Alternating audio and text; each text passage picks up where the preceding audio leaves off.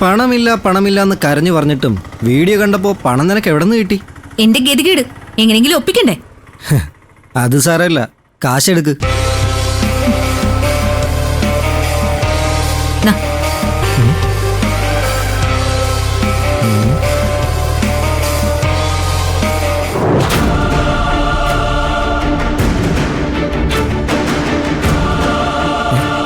ഇതെന്താ ഗോൾഡോ? എനിക്കിതൊന്നും വേണ്ട. സ്വർണ്ണമല്ല, പിടയ്ക്കുന്ന നോട്ടാ എനിക്ക് വേണ്ടത്. എടാ, എന്റെ ഉള്ളതല്ലേ എനിക്ക് തരാൻ പറ്റൂ. ഇതൊരു 1.5 പവനേ വരൂ. വിറ്റാലും അങ്ങേറ്റം പോയാൽ 1 ലക്ഷം രൂപ കിട്ടും. സാരമില്ല, നിന്റെ വയറ്റിൽ കിടക്കുന്ന ഒരു കുഞ്ഞിന് ഞാനിത് വകവച്ചോളാം. ഓക്കെ, അപ്പോൾ അടുത്ത കുഞ്ഞിനുള്ള 1 ലക്ഷം അതെടുക്ക്. എനിക്കിനൊന്നും തരാൻ പറ്റത്തില്ല. മര്യാദയ്ക്ക് പെൺഡ്രൈവ് തിരിച്ചതാ. ഞാൻ എവിടെ പോയാലും എന്റെ പുറകെ നടന്നോണം. ഇങ്ങനെ ഓരോന്ന് ഷൂട്ട് ചെയ്ത് ബാർഗെയിൻ ചെയ്യാനായിട്ട്. മര്യാദയ്ക്ക് പെൺഡ്രൈവ് താടാ. ആ പെൺഡ്രൈവേ എന്റെ കയ്യിലില്ല. പെൺഡ്രൈവ് ഇല്ലെന്നോ? എടാ, നീയല്ലേ അതിനകത്ത് വീഡിയോ ഉണ്ടെന്ന് പറഞ്ഞേ? പെൺഡ്രൈവ് എന്റെ കയ്യിലില്ലെന്നല്ലേ പറഞ്ഞുള്ളൂ. അതിപ്പോ ആരുടെ കയ്യിലാണെന്നറിയോ നിനക്ക്? ഗൗതമിന്റെയും നിധിയുടെയും കയ്യിൽ.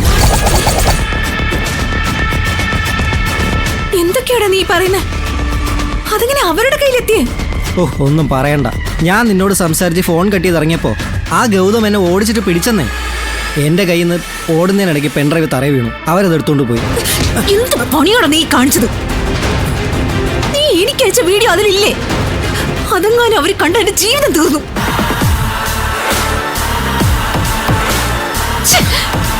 തീർന്നു. ഇനി ഞാൻ ഈശ്വരമംഗലത്തേക്ക് പോയിട്ട് ഒരു കാര്യമില്ല. എന്റെ ജീവിതം തൊലച്ചില്ലേ? സമാധാനം ആയല്ലോ നിനക്ക്? എന്റെ മുന്നിൽ പോ. ടെൻഷൻ ആവാതെ ശിവാനി.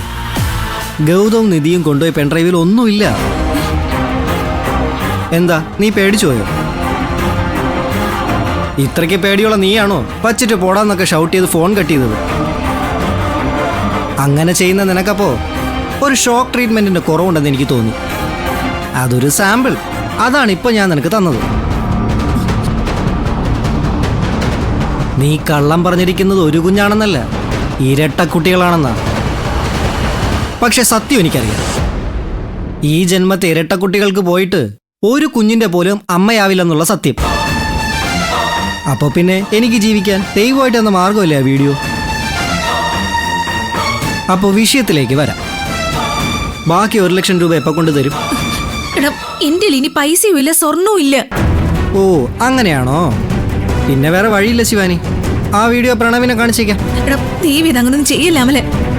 കാല് പിടിക്കാൻ ഞാൻ നിന്റെ മുന്നിൽ തൊഴുതു പറയാ. എന്നെ ഒന്ന് ജീവിക്കാൻ വിടാമലെ. ഞാൻ എങ്ങനെയെങ്കിലും ഒന്ന് ജീവിച്ചു പൊക്കോട്ടെ. ആ വീഡിയോക്ക് ഈ സ്വർണത്തിന്റെ വിലയേ ഉള്ളൂ എന്നാണോ ശിവാനി നീ കരുതിയിരിക്കുന്നേ? ആ വീഡിയോ നിന്റെ ജീവിതത്തിന് തുല്യമാണ്. അപ്പൊ ഞാൻ ഈ പറഞ്ഞ 1 ലക്ഷം രൂപയൊക്കെ വളരെ ചെറുതല്ലേ ശിവാനി? ഞാൻ നിന്റെ കാല് പിടിച്ച് യാചിക്ക. ദേവി ഇതെന്നെ ഒന്ന് വെറുതെ വിട് പ്ലീസ് അമലെ. എല്ലാം നേരെ ഞാൻ എന്ത് വേണമെങ്കിലും തരാം. പ്ലീസ് അമലെ, എന്നെ ഇങ്ങനെ ഉപദ്രവിക്കല്ലേ. ഈ 1 ലക്ഷം രൂപയുടെ കാര്യത്തിൽ ഒരു കോംപ്രമൈസും ഇല്ല ശിവാനി. തൽക്കാലം ഞാൻ നിനക്കൊരു സാവകാശം തരാം.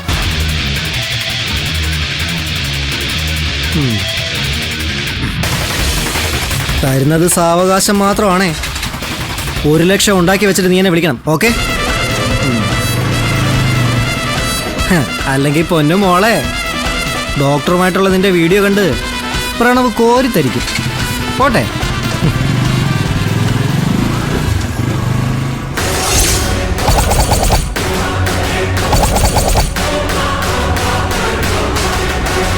എന്തിനായിരിക്കും ശിവാനി അവന്റെ കാല് പിടിച്ചത്? സ്വർണവും കൊടുത്തിരിക്കുന്നു. ഒന്നും മനസ്സിലാവുന്നില്ലല്ലോ. വീട്ടിൽ നിന്ന് സ്വർണം എടുത്തുകൊണ്ട് വന്ന് ശിവാനി അവന് കൊടുക്കണമെങ്കിൽ അവള് ചെന്ന് പെട്ടിരിക്കുന്നത് ഒരു വലിയ കുരുക്കിൽ തന്നെയാണ്.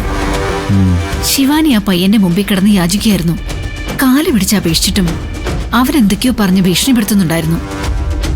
അവര് പറഞ്ഞതൊന്നും എന്റെ കേട്ടില്ലേ? അത്ര അടുത്തേക്ക് ചെല്ലാൻ പറ്റിയില്ല. എന്നെ കണ്ടാ ഇനി അതൊരു പ്രശ്നാവില്ലേ? അവന് മുന്നിൽ ശിവാനി യാചിക്കണമെങ്കിൽ അവൾ എന്ത് കുരുക്കിൽ അലുക്കി ചെന്ന് പെട്ടിട്ടുണ്ടാവുക? ശിവാനിയെ ഭീഷണിപ്പെടുത്താൻ പാകത്തിൽ എന്തോ ഒന്ന് അവന്റെ കയ്യിലുണ്ട്. അതുകൊണ്ടാണല്ലോ പെൻഡ്രൈവ് കാണിച്ച് ഭീഷണിപ്പെടുത്തിയത്. നമ്മുടെ കയ്യിൽ കിട്ടിയ പെൻഡ്രൈവിൽ ഒന്നും ഉണ്ടായിരുന്നില്ല. എങ്കിലും നീ പറഞ്ഞതുപോലെ അവന്റെ കയ്യിൽ എന്തോ ഉണ്ട് നിധി. അതിന് വല്ല വൾഗർ വീഡിയോ മറ്റോ ആണോന്നാ എൻ്റെ പേടി. ഏയ്, കുശുമ്പും കുഞ്ഞായ്മയും കുത്തിത്തിരിപ്പൊക്കെ ഉണ്ടെങ്കിലും അത്തരം മോശം സ്വഭാവമുള്ള ഒരു പെണ്ണല്ല ശിവാനി.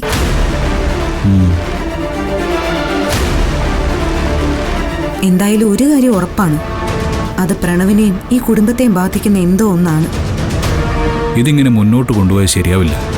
ഇപ്പൊ തന്നെ DCP മായ തെരേസ വിളിച്ച കാര്യം പറയണം. രാത്രി തന്നെ അവനെ അങ്ങ് പൊക്കും. ഗൗതം, അതൊക്കെ ഒന്നുകൂടൊന്ന് ആലോചിച്ചിട്ട് മതി. അമലിന്റെ കയ്യിലുള്ള രഹസ്യം എന്താണെന്ന് നമുക്കറിയില്ല. അതിനി പ്രണവിനെ കൂടി ബാധിക്കുന്ന ഒന്നാണെങ്കിൽ അത് മോശമല്ലേ? ഇവള് കാരണം പ്രണവിന് പുറത്തിറങ്ങാൻ പറ്റാത്തൊരവസ്ഥയായാൽ എന്ത് ചെയ്യും? പ്രണവിനെ ബാധിക്കുന്ന കാര്യമാണെന്നതിൽ സംശയമൊന്നും വേണ്ട. അതുകൊണ്ടായിരിക്കുമല്ലോ പെൻഡ്രൈവ് പ്രണവിനെ കാണിക്കുമെന്ന് പറഞ്ഞ് അവൻ ഭീഷണിപ്പെടുത്തിയത്.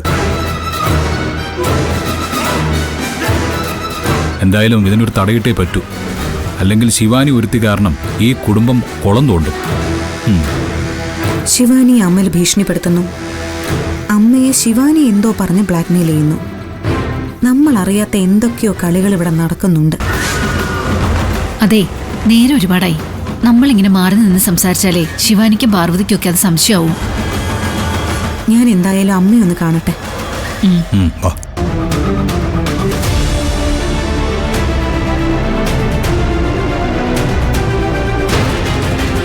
നിർമ്മല, നിധി, പിന്നെ ഗൗതം, ഈ മൂവർ സംഘം എനിക്കെതിരെയാ നീങ്ങുന്നത്. ഈ പോക്ക് പോയാ ഈശ്വരമംഗലത്ത് എനിക്ക് അധികം ആയുസ്സുണ്ടാവില്ല. എത്രയും പെട്ടെന്ന് എല്ലാവർക്കും ചേർന്ന് ഒറ്റ ചെക്ക് വച്ചില്ലെങ്കിൽ ഈ വീട്ടിലെന്റെ ചീട്ട് കയറും.